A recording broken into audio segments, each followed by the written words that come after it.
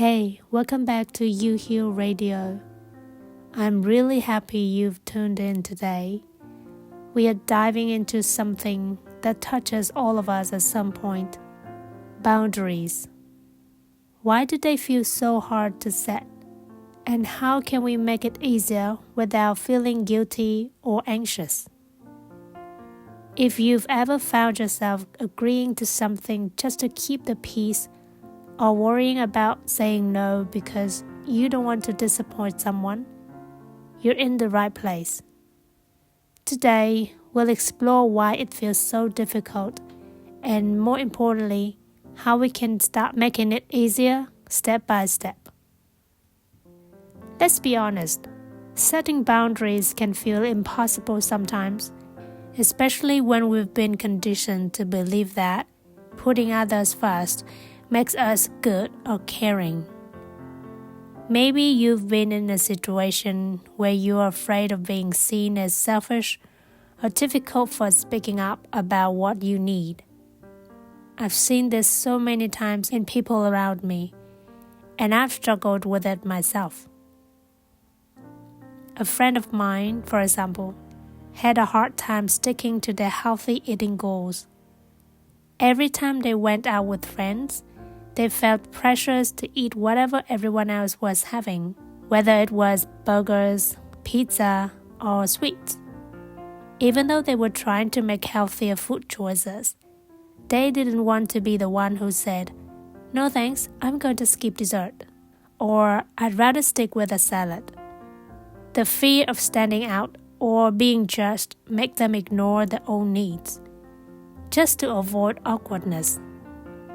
Have you ever been in a similar situation where you wanted to make a good choice that was right for you, but felt like you couldn't because you didn't want to disappoint or stand out?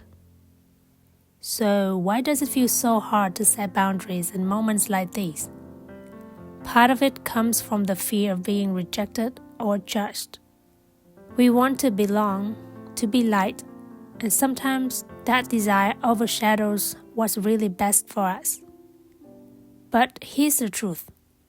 When we ignore our own needs, we start to lose a little bit of ourselves.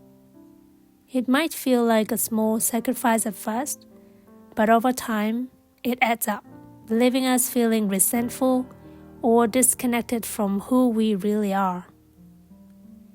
That friend I mentioned, they started to realize how draining it was to always say yes to the unhealthy choices, and how it wasn't just about food.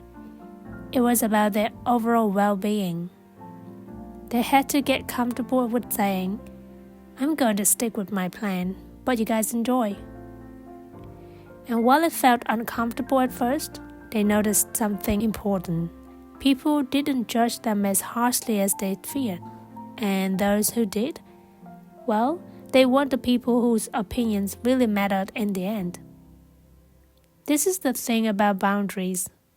They are a way to honor yourself. They are not about pushing people away. They are about protecting your energy, your time, and your values. When you set a boundary, whether it's about food choices, personal space, or emotional needs, you're sending a message to yourself and others that you matter and that your well-being matters. So, how do we make it easier to set boundaries, especially in situations where we feel pressure to give in? One key is to practice small steps. You don't have to go from zero to setting the toughest boundaries all at once. Start by setting boundaries in areas that feel a little more manageable. For instance, let's go back to that example of healthy eating. Next time you're out with friends and they are ordering something that doesn't align with your goals, instead of feeling pressured, you could say something like, "I'm trying something new for my health, but I'm still excited to enjoy the night with you all." It's a way of gently asserting your choice while still showing that you value the time with your friends. And if saying no feels too direct, you can give yourself a little more space by saying, "Let me think about it, and I'll get back to you." This can work in all kinds of situations, whether it's about food, taking on extra work, or being there for someone in a way that drains you emotionally. It gives you time to consider if what's being asked of you aligns with your values or well-being. Another friend of mine found this helpful when they were constantly asked to cover shifts at work. They felt like they couldn't say no because they didn't want to disappoint their boss or colleagues. But over time, they realized that by always saying yes, they were running themselves into the ground.